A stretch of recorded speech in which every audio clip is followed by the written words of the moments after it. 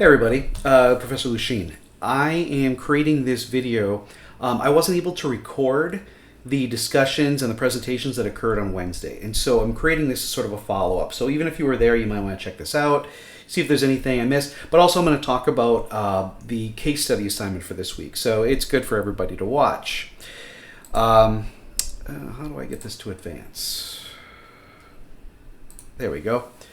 Last week, we met for 2.5 hours in the classroom. I provided 3 lecture videos. What I want you guys to do, based on what you had turned in, I mean, you guys actually are doing better than the previous 2 semesters, so keep that up, please. Keep working on your resume. Some of you are doing pretty well, but keep working on it. Have more people look at it. Keep working on your LinkedIn pages. This is where more of you need help, and or more work, sorry. Use the resources I provided last week. Spend some time on there. Look around, like things, share, repost things, do stuff like that. You can repost the stuff that I post. Whatever it is, get yourself noticed, build your network. Keep monitoring job posts every week, and also monitor your work on LinkedIn, because each week now throughout the semester, I want you to give me an update of what you did, what you've been working on, how much time, things like that. As far as searching for internships and job opportunities, I mean, yeah, Handshake, yes. LinkedIn, yes. Expand it out a little and see what else you can find. If any of you attended the informational meeting for the Student Safety Organization, or ASSP, they also have a job board with internships, and you can start checking that out, especially if you want to get out of the state. And then, if I were you, I highly recommend this. I'm not going to make you turn it in, but it's just the right thing to do, and that is to create a schedule, sort of a planner. I have a paper planner. I think I showed it in class. But make sure you guys are writing stuff down, that that next week there are some opportunities, and the week after is the career fair, and then am I getting there? No, there's stuff. It's 2 weeks away. I'm sorry. Just so you're writing stuff down, what's going on and where you're going. That's one of the I don't want to say complaints. That's one of the concerns that hiring companies, recruiters have for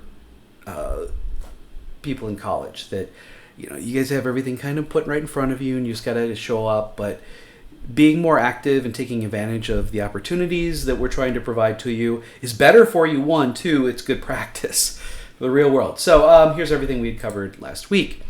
The assignment for this week, and I've got everything over here. So we didn't have Frank Lenko come to class, but I do have a recorded video of his. He is amazing.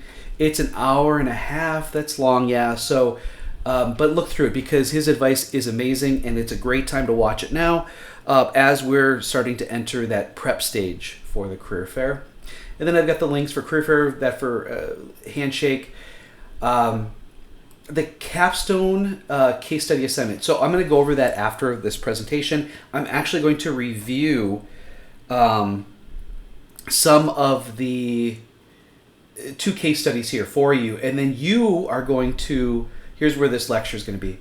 Actually, I might move it up a little bit. Yeah, I'll move it up to here. You're going to review these 3. So there are 3 fall protection. You're going to score them and comment on them. Here's the assignment folder. Here, it's all listed here. So summarize this, or if you were at class, it'd be great to see what you recalled, learned from the presentation by Eric and myself. Keep working on your resume. Keep using Handshake. Spend time on LinkedIn. Review these 3 case studies and provide me your scoring for each element, and then some comments too. I want to see what everybody said, and then I'll review those. We'll talk about them in lecture next week. We'll be back in the classroom next week. What is this? That's not right. Uh-oh, that's not right. Was I in the wrong? Oh no. Did I upload that to the wrong page? Anyway, we'll go with it. So that's not there. So check your thing for sure. I don't know why that happened. That's weird.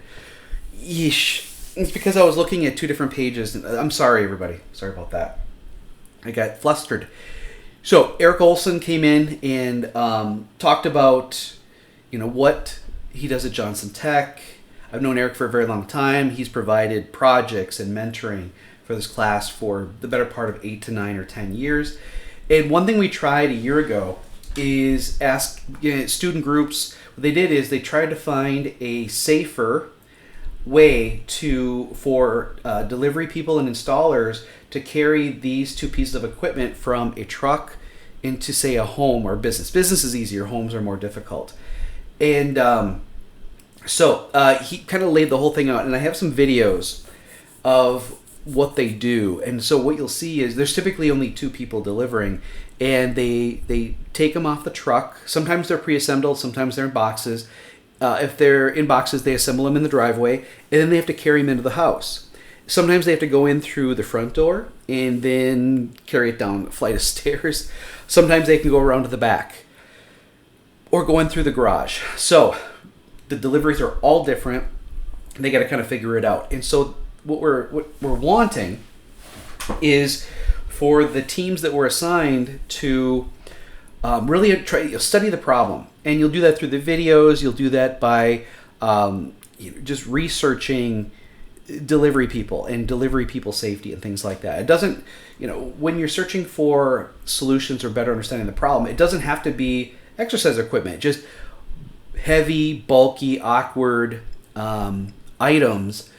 The technology, the techniques that the delivery people use and installers is going to give you some insight on what could be done. And so the teams, lifted these around, moved them around a little, just see how heavy they are heavy, and they are awkward and bulky. And we'll be providing you with some initial technologies like forearm lifting straps, and I think there are some like almost vest lifting straps too. And you guys can test those to see what you think, but we don't want you to limit yourselves. We want you to search for things. And if there's something you want to try, I think Eric could probably acquire it for you, but we can work on that. So Johnson Tech is located in Cottage Grove, actually just down the road from my house. But we've got two pieces of equipment in the safety lab and the CEC that you guys can use throughout the semester. These things do not work, but they're heavy and it's something you can test with. Eric also talked about the Lean Six Sigma problem-solving acronym DMAIC, which is define, measure, analyze, improve, and control. He would like you all to, be documenting and demonstrating this type of disciplined problem solving for this project. It's important because last year when they did it, it was very haphazard. It was like, we want you to try these out, but see what you think. And they didn't understand the project, but they didn't have a lot of time either. And so you guys have the entire semester. Yeah.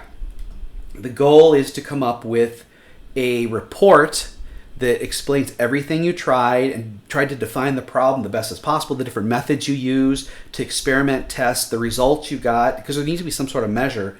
And then what is your recommendation and why? And then a video demonstrating the solution you are recommending also needs to be done. And we'll be talking about this again throughout, and we'll set up bi-weekly meetings with Eric so he can hear what you're thinking about and maybe help you and provide you more guidance.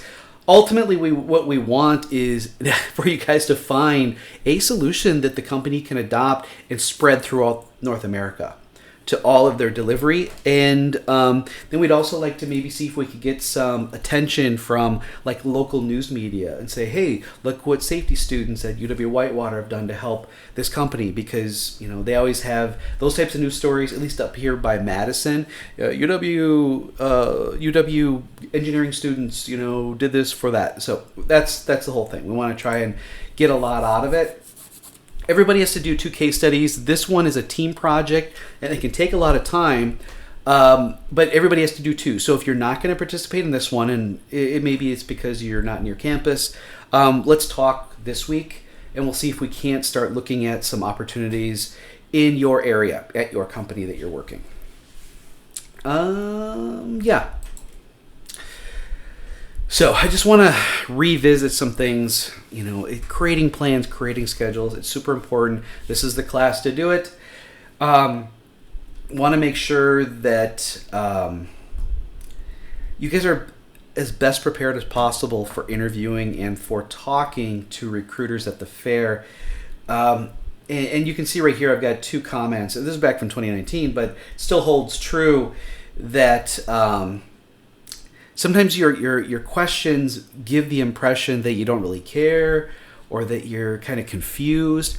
But when you prepare for these things and have a set of questions that you can ask, and you look them in the eye, and you shake their hand when you meet them, and you get a business card, and you write in the back, and you contact them afterward, all those things mean the world. And it's good practice. Even if you have a job, it's good practice. It really is, because how many of you are going to work in the same job your entire career? That's not what they used to do that back in the olden days, but we go from company to company, and so it's a skill set that you need to practice, and so that's what it's all about. And the role of the capstone internship is to give you hands-on experience, yeah, but it's the leading up and the job search and the resume update and the application, the interview, and negotiating and accepting. It's all a skill set that you'll use throughout your whole career. So we're going to try to hit on as many tips, tricks as possible in this class, especially leading up to the career fair. And then we can focus, after that, we'll probably focus almost 100% on analysis and design skills and abilities. Another thing is with this class, document everything you're doing. Show that you are, you can plan ahead, and you can take advantage of opportunities, and you are reflecting on what you're learning, and you have a self-improvement process. And to document that is really important. Yeah. When you do your capstone, you're going to have to create a course binder. I would really like everybody to be putting this together. Actually, it's part of the class. Yeah, you have to do this. So start putting together a work plan, personal goals, how to track your accomplishments. And I've already given you a few, your resume development, your prep for the career fair, your LinkedIn, your job search, all that stuff. Start keeping a journal as far as, what are you learning? What do you want to do to improve? What sort of opportunities you want to take advantage of? The effort that goes into thinking about, what's coming up, planning it out, what can I do to prepare, is going to make you more successful. That's how it works. Too many people are just so passive or almost on autopilot, and they're just kind of going through, and as long as nothing horrible happens, it's like, yeah, I'm getting to the end. You get to the end, and what do you have? You didn't take advantage of the opportunities. You didn't look ahead and create value in what you can do and what so that somebody wants to employ you. I've got a degree, and you can get the interview, but you're not going to impress them to the point where they want to hire you. They look at it as an investment. So keep going with that. So now so this is how I grade the course binder, and I don't know what all this stuff is. That's really weird. I don't know what happened to my presentation. Make sure you guys are taking good notes. Next week I'll share how I'm keeping notes at my job, because without it, and I've been really kind of slipping. I got to get back on the horse, but I'll talk about some of the things I've been working on, more recent stuff. Reflective journaling is so important. I don't have mine right next to me. It's out on the counter in the kitchen, but I have been keeping notes. It starts with to-do lists, and then it goes into things I'm thinking about, things I got to get done, things I'm trying, and then things I'd like to do, and so even I need to do it. So with the case studies, I'm going to show you how to break it all down.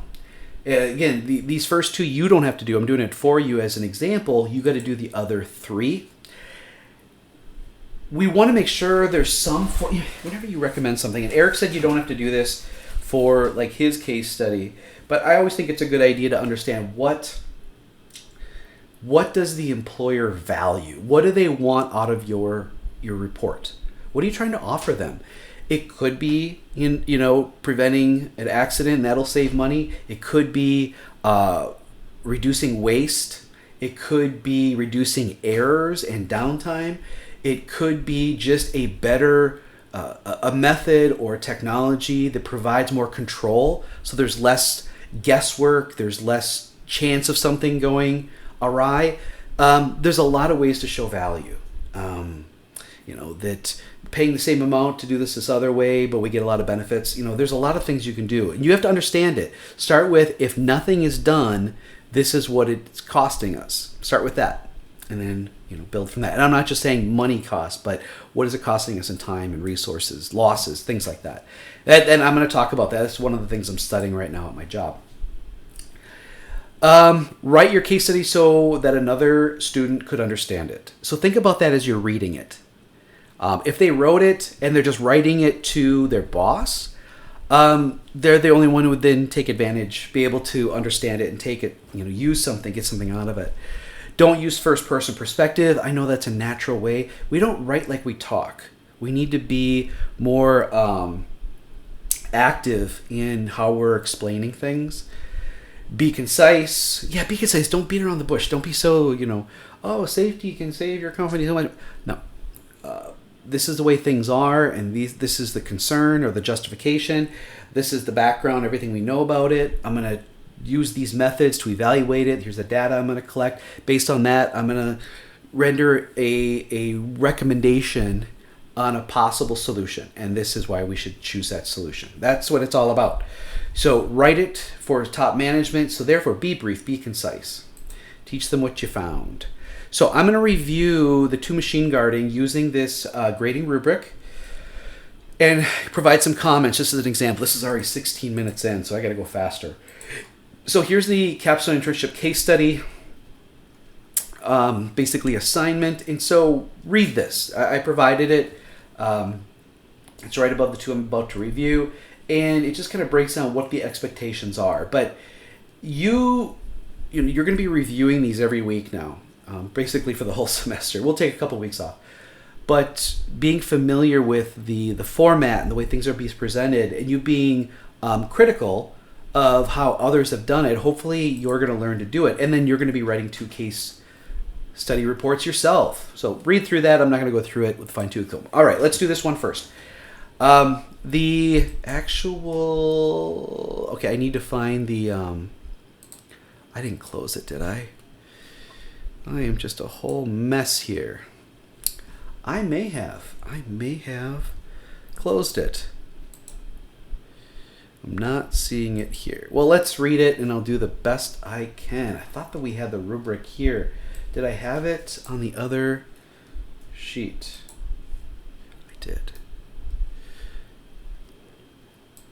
I'm so tired. Okay, so I'm going to be evaluating the planning expectations and pre-approval. So I want them to explain why this is important to the employer. An executive summary should be very concise. That should be all I need to read. But I'm going to keep reading. I'm going to make sure the technical report fills in all the gaps, provides all the details, nice structured presentation, and that they're not writing in third person. They're not writing in first person. Sorry, not writing in first person. And what are the scores? 20, 20, 40. 40 for the technical report and another 10 for there. So let's see what we can do for scoring. Close that.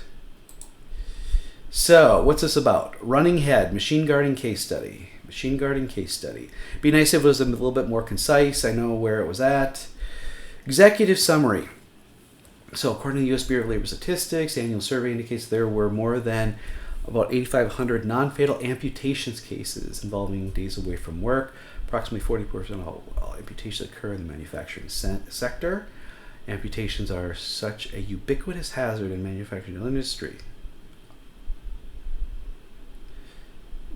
That's a weird sentence. I don't know. Total Mechanical, total. You shouldn't put the name of the company, but you can. Period, I don't know. Was issued an other than serious OSHA violation under the machine guarding standard. Well, in that case, I mean, that's not going to be that expensive. And why was it other than serious? See, it would be nice. And that's the basic right there.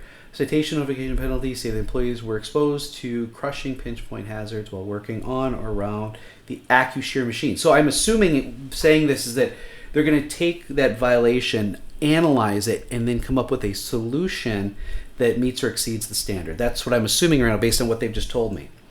And if it's concise and to the point, that's what it should be. An analysis of all machines,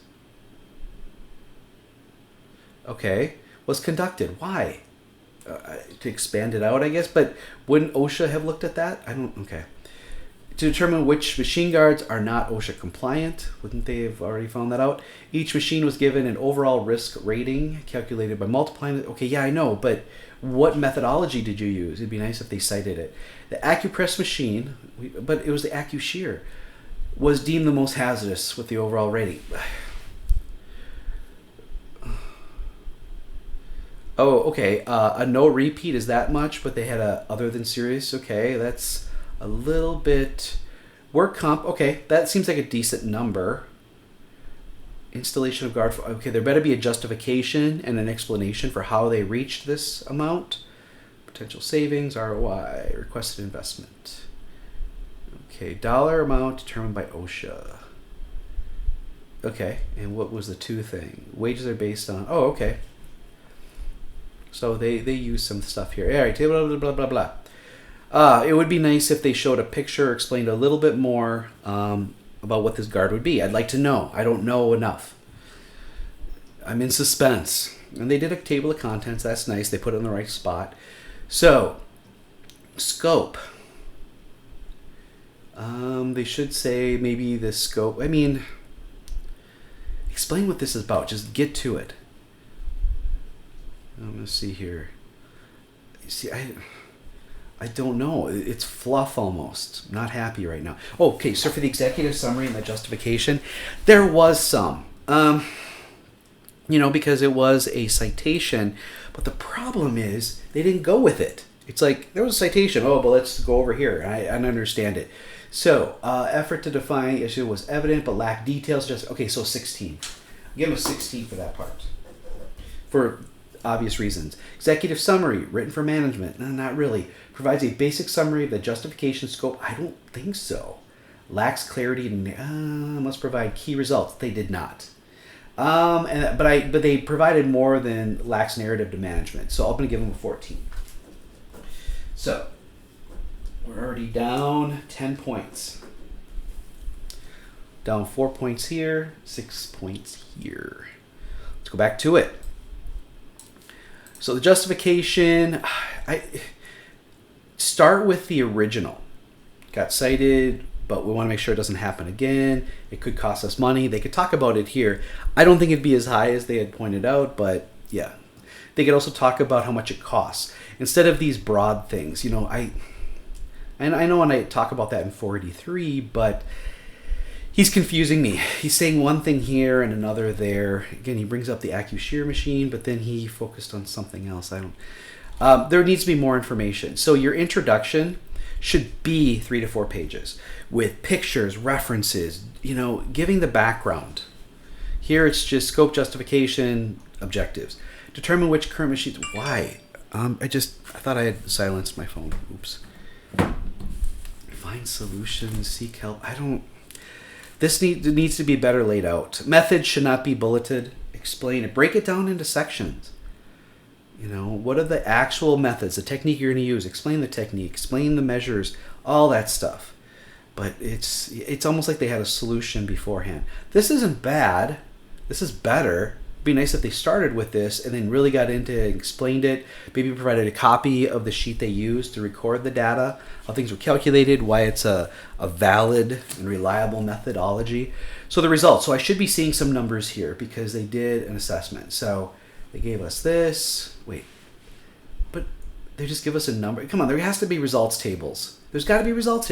This stuff should actually be in the methods. Oh, come on. What based on what? Okay, so it shows there'll be an improvement, but I mean,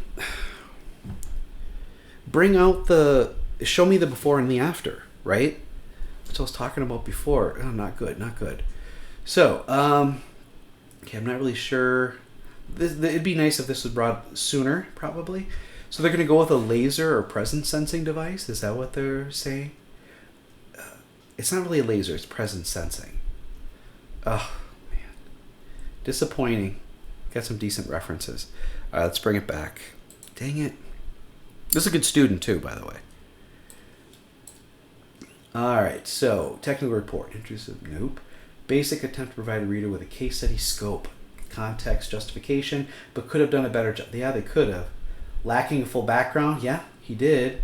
Methods may not be detailed enough for replication. Results should be could be more professional. It's the results that I'm really upset about. The recommendations too. I'm gonna go 28. I was upset. And that was out of 40. 28 out of 40. So that's another 12. So now we're at 22 points off. Language conventions, it wasn't too terrible. They had some decent. I'm not going to say it's perfect. It was decent. I'll give it a 9. So that means 23 points off. So it's a 77. Would I deem this a 77? Is it just below a C plus? Yeah. I feel that, it's... for the capstone, I believe we set the cutoff at 70. So it's still passing, but there's a lot of room for improvement. I mean, I'd actually maybe even... If I was to give it a range, just off the top of my head, I'd probably give it something from a 72 to a 77. So, depending, I may come back and read it again later and see what I think of it. So that was the first one. Do you see how I did that? I mean, I should be writing this all out, but for sake of time, we're at 25, 26 minutes. I'm just saying it out loud, speaking it out loud. All right, let's see. What do we have here? This is a machine guarding assessment. Okay. Scope during the site level business level audit. Site level business level? Read the stuff before you guys turn it in, please, out loud. 14 findings for improper guarding were found. The goal of this project is to complete a site-wide sweep of the maintenance engineering and maintenance into standards. So, what area was this stuff found and why is it different than this? I'm confused. Justification. Okay, when you write the executive summary, if this is the executive summary, it should say, don't break it off like this. Just get to it. So, Bureau of Labor Statistics. It looks like similar stuff that what the other guy gave us.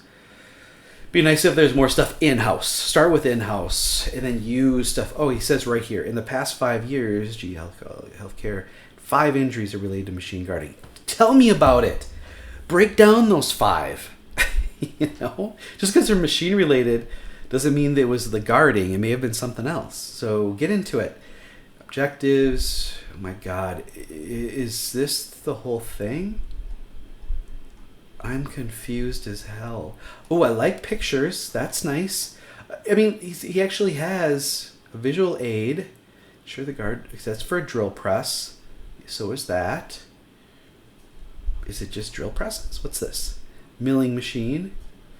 Okay, this is like jumping to the chase. Okay, now I see they did some stuff, but it's all over the place. Oh my gosh. Okay, I like the pictures. That's nice. But I'm so confused. No executive summary. Oh my gosh. Boy. Get up here. Stop it. Okay, so planning expectations pre-approval. So they talked a little bit about it. For this one, I'm going to give them a 16 because at least it started out with something in-house, though the executive summary there wasn't any. They get a 0. So they got 4 off from the first one, just like the other guy, and they got a 0 out of 20. So they're already down 24 points. You might be thinking, well, that's horrible. Well, they didn't do it right, so 0. Technical report, oh my God, it was so bad. Needs to have proper sections, it kind of did. Needs to have references, kind of did. It's too brief. Yeah, I'm going to have to give it a 24 or 40. That is 16 off, so we're already negative 40. We're already at 60. And was it well written? Oh, there's 2 10s. Oh, how did I get overall report presentation, proper use of references? I'll actually take off 1 more. Actually, I'm going to take off 2 more from the last one. Wait, 2020, 40, 10. Because that's 80. Oh, yeah. Duh, jeez. So I'm going to give him an 8 out of 10. And so take off 2 more points. So that'll be a total of 25. So it's 75. That seems about right. That's what I said. Oh my God. Okay. Because I was taking off from 100. I didn't add them up. I do that all the time. So let's look back at this. So right now he's negative 40. Language and overall report presentation. I like the use of the pictures. Didn't think it was really well structured, but I already took points off for that. I'm just going to go a 9 and 9. Feel bad. So minus 42, so they got a 58. 58. Now, would I consider that a 58? Let me look at it again. I like the pictures, but the pictures alone, the table alone means nothing. You have to set it up. And he didn't set it up. No. It just kind of, no. Yeah, 58 I think is a little bit harsh. I'd maybe go, but he didn't have an executive summary. So right there, he put his ceiling at 80. I got to give him a 58. Yeah. Failing grade.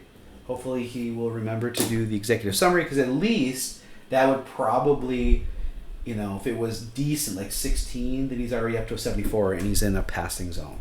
He could pass in that area. Okay, so over half hour. Hope this was helpful for you. Make sure that you do take some time to read this and document your thoughts. You're going to be reviewing 3 fall protection. You saw me go through it. Be critical, but in a way that how could it improve?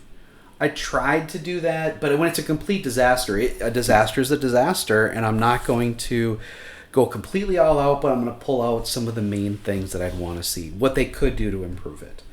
Sounds just like a case study.